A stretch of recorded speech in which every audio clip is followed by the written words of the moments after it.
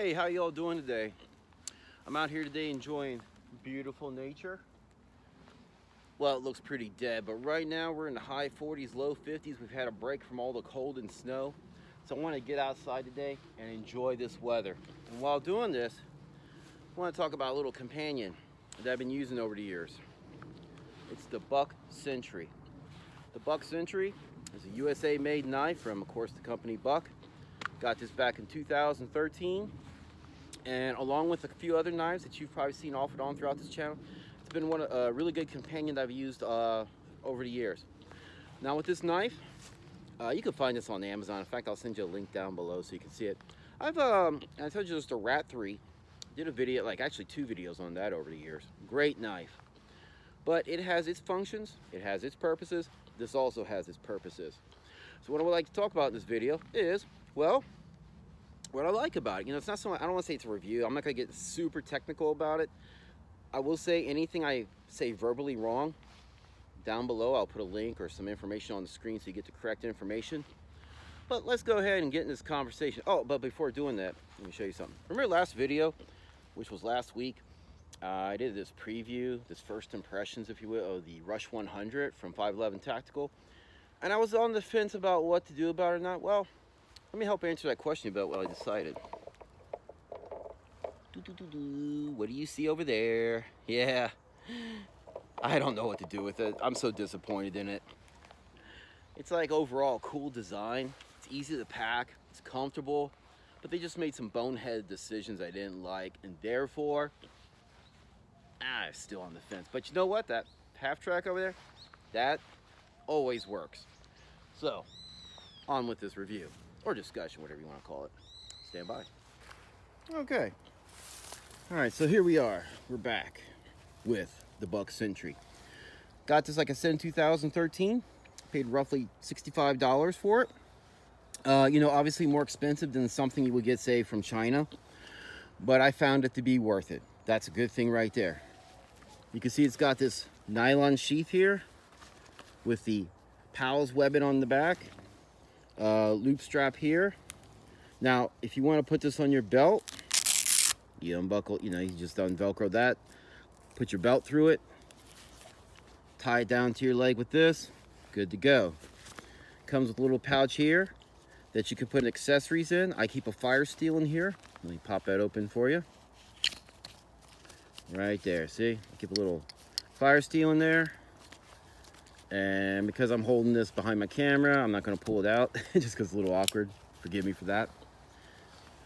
And of course, it's got this little snap right here. You just pull this out and voila.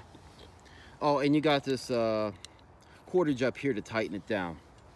Now, this knife has been a great friend. I've really enjoyed it over the years. Really, there's not much to complain about. That's good. So check this out.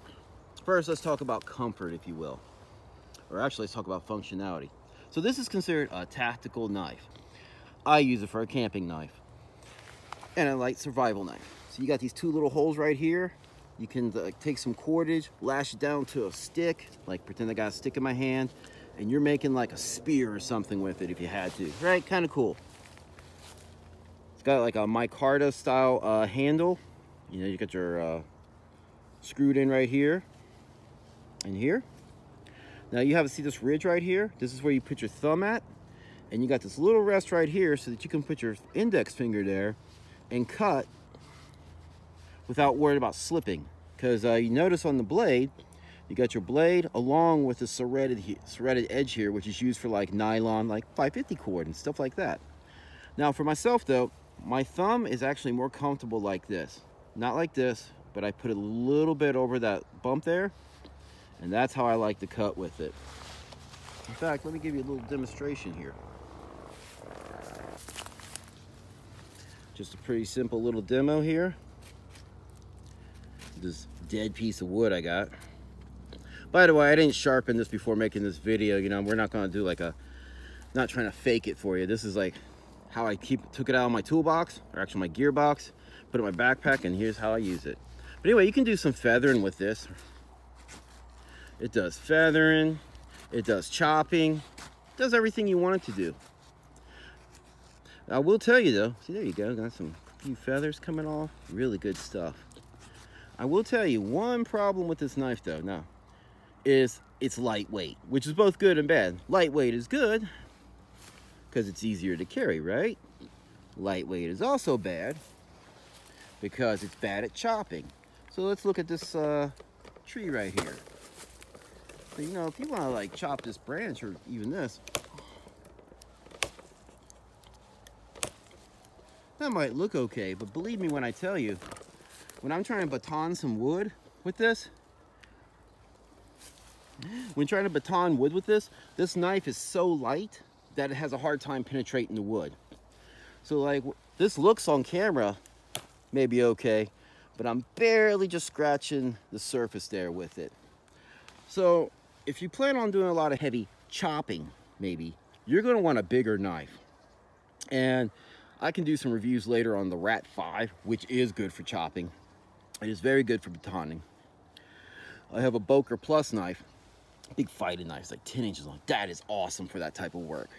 But for this, that's a problem, just because it's a little on the lighter side. Durability, no issues.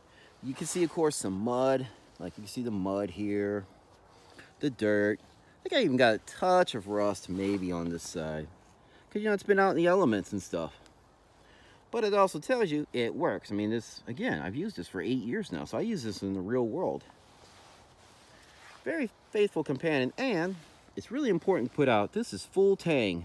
What does full tang mean if you're not familiar with that term? So here's your blade. The tang is the metal that goes into the handle.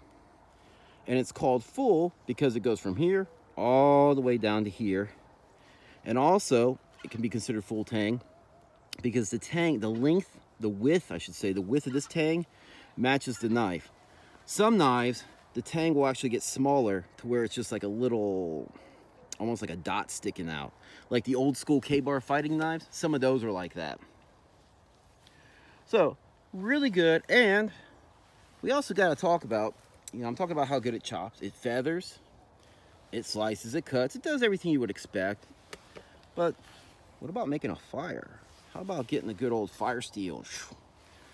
Let me show you that. All right, so right here I got a fire rod, and I got my knife, which is 1095 carbon steel, by the way, with this black coating. Carbon steel is really good for making fires, or not making fires, but for when you want to do like this, carbon steel is excellent for it. Better than stainless steel. The black coating does not interfere with it, although of course this black coating is here to give it weather protection. So, you know, keep in mind, as you can see on my knife, the more I use this, the more coating I'm taking off. But nonetheless, you know, if you're in a survival situation, this is your backup tool.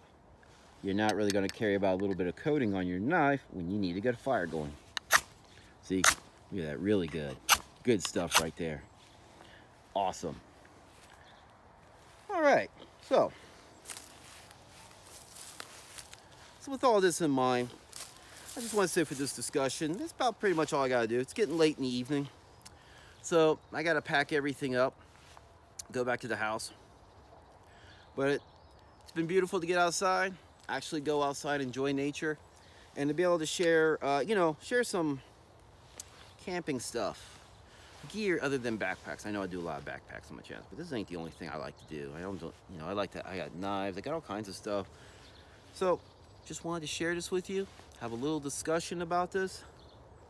I'd like to hear your thoughts. And please, put your thoughts below. All right, I've told you how great this knife is. It's been a joy to use. But of course, nothing's perfect.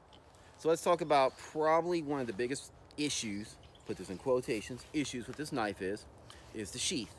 In my opinion, a knife is only good as a sheath, because you need this to carry this. So the kicker about this thing is, all right, and then you got your Powell's webbing here, right? You got your strap here, you got the loop here. But what you find is, with this, say like I want to strap it to my half track over here. Let's get that. You got something like this which is really long. You try strapping it down. Now next thing you know, you have this top part here that, see where that belt loop goes? It won't strap down. You try strapping it here. You end up with part of your knife not strapped down because you've got this weird part right here. So you've got a knife that's designed to strap to your, say, your outside of your pack or go on your belt, but it doesn't do either one perfectly. It was a compromised design, and along with that compromised design, you have this. So with this knife, you know, like when I go through the woods with it, you know, got it looped here, wrapped here, lanyard through here, but you can see also the problem with this. This is a long piece of rope through here. And when you tie it down, you're still gonna have just a bunch of this stuff dangling and getting caught up on stuff. So that's kind of a disappointment. And that's why sometimes I don't care, because it's just like, you know, love the knife, but don't care for the sheath and everything always getting caught, you know, this coming undone. Oh yeah, let me get in closer so in case you can't see it. See this cordage here? This is not elastic. This is tied here in a knot to keep it in place.